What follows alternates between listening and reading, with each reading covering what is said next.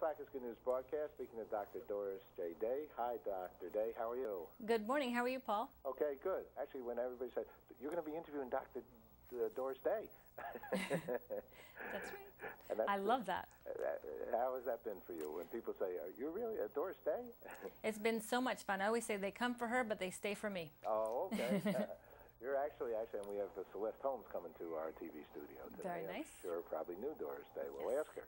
And you're an educational spokesperson for the Skin Cancer Foundation in New York City, and you're involved with, concerns about the skin and actually, I guess, the problems, cancerous things, which is quite serious, isn't it, right now? It's true, that is, but the good news is that there is so much that we can do to help protect against skin cancer, and the cure rates are very high when we find them early, and they're relatively easy to treat when they're found early. Okay, so what are some of the kinds of, first of all, what does somebody look for to begin with? Well, when you're looking at moles, you look for a change in the mole, or if you're over 40, you look at new moles. But any change in a mole should be brought to the attention of your dermatologist.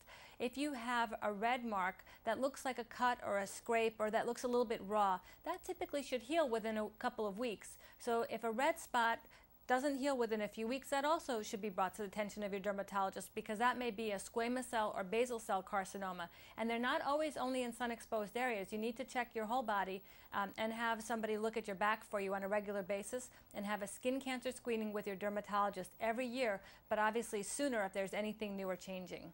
Actually, I do well on this. I get checked twice a year, actually. Brilliant. And they keep record, and they see whether anything has grown, and I've had a thing or two being taken off. When they take off, actually, something, that's good, right? Because then it potentially won't grow there in that Exactly. area. That's right. That's right. And the sooner you start with sun protection, the sooner you start helping your skin prevent those problems, the less of them you'll have in the future. But your sun exposure is cumulative, so it starts from when you're little, your first sun exposure, all the way to where you are now. Your skin remembers all those exposures, and as they build up over time, that's when we can run into some trouble. So we have to be really smart about sun protection from a very young age. Okay, so what are some, because I did some silly things at Jones Beach with baby oil and iodine. Right, no more of that. That stops right now. And then we use sunscreen SPF minimum 15, reapplied on a regular basis, and now sunscreens come in lots of different choices, from creams and powders and gels and lotions and wipes. So there's lots of great ways to get sunscreen on your skin, no matter what type of skin you have. Whether you're dry or acne prone, there's something out there for you. And there's also sun protective clothing. So just like sunscreens have an SPF rating, also look for UVA in that, but clothing has a UPF rating, which stands for ultraviolet protection factor. And so you want to look for labels that have a UPF rating so that you know that you're getting adequate protection from your clothing as well. Mm-hmm. Okay.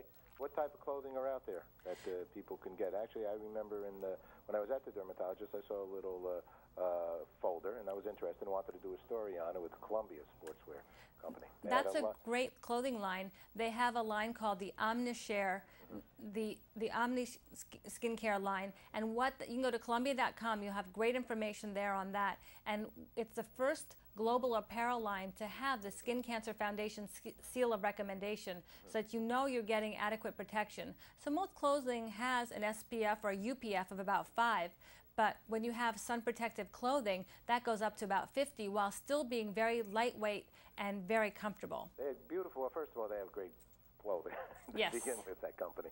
And a lot of their clothing is for that kind of outdoor type of use. So if you're going to be doing hiking and things like that, or just walking around, more than likely you're going to be in the sun to begin with. I mean, you need to take care of yourself every single day, because if you're going out of your house, right? That's right, and I want to get the name right. It's the OmniShade skincare line. So it's their sportswear apparel line that's very lightweight, very comfortable. It's great for if you're just walking outdoors, or walking along the beach, or if you're doing any activities outdoors. And there's things in there both for kids and for adults that, sun protective clothing used to be quite obvious. I mean, we knew who was wearing the sun protective clothing, but now it's just regular clothing that's been treated to have that extra protection, and that can be very helpful. So they literally put some, I was very interested in this actually, because we're very environmentally minded and, you know, life-minded and so on and so forth. And water-minded also. Yes. So, and we do a show called The Water Hour. So do they put something in the fabric that, you know, that Yes. keeps it out? And how does it work, do you know? Yeah, well, the way that it works, it's specifically treated fabric so that it doesn't have to be as tightly knit or as unbreathable. So this is very comfortable fabric that's very breathable, and even in a long sleeve, you don't feel so hot and uncomfortable. And you can wash it lots and lots of times and it will maintain its protection. And also you don't react to it. So it's not a chemical that will affect your skin. It's a treatment for the clothing that gives the clothing the protection but doesn't make your skin react to it. So for some people who really do have an issue with sunscreen, clothing is a great option. Again, clothing doesn't cover your whole body, so you do need sun protection in the form of sunscreen in areas that are going to be exposed. We also recommend that you stay in the shade when possible and avoid midday sun. But when you want to be outdoors and when it's possible, wearing sun protective clothing really is a great addition to our ways of protecting our skin in a very reliable and consistent way over time. And I recollect they have a great hat also. They do, they do. You're so right, they do. I'm really into their stuff, Yep. seriously, overall. And I mean, because the hat, you know, so everybody puts on a hat, but then, I mean, especially some of us kind of people that have lost a little bit of hair on their head, Yes. maybe 1 out of 3 guys at least, then so I put on a little cotton hat. It has no protection, right? Well, the problem is baseball caps and hats that have very loose weaves, or even the straw hats that have all those holes, you're getting sun right through them, so you're not really getting the protection you think you are. And even on a cloudy day, people still need to wear the clothing and the hats because the sun's rays go right through the clouds. So yeah, those hats are good, and you want one with at least a 1-inch rim, and look for that UPF rating.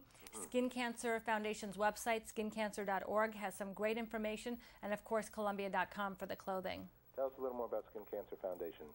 The Skin Cancer Foundation is an amazing organization that helps educate the public on ways that they can protect their skin from the sun, ways to keep your skin looking young and healthy, and also what to look for in your skin as a warning sign for sun damage and skin cancer, so that you can see your dermatologist, because skin cancer is the most common type of cancer. There's over 1 million new cases diagnosed each year in the United States. Melanoma is the most common form of cancer death in women 25 to 29 years old. But again, the good news is that these cancers are curable when they're found early, that we can see the skin. It's right on the outside, so by proper education and proper guidance as you're doing, and I so appreciate, we can get your viewers to know that there are ways to protect your skin and still enjoy your time outdoors, so you can be active and still have great protection. You said a low number, 25. I mean, so the basic bottom line here is, one, go to a dermatologist. Yes. Because somebody can see a little thing on you, but they don't really know. That's right. And every year, just like dental and just like a general checkup, you can live a heck of a lot longer and a wiser life and a smarter life. My mother had skin cancer, and I know how brutal it is, okay? It's a brutal thing. You don't want to get it, and you want to attend to it. That's it. You just deal with it, right? That's right. So one is to protect, and one is to diagnose early so that you can have a very, very high cure rate, 95+ cure rate, and do really well. Okay. Thank you very much, Dr. Day. Thanks for having me. Okay. Bye-bye. Bye.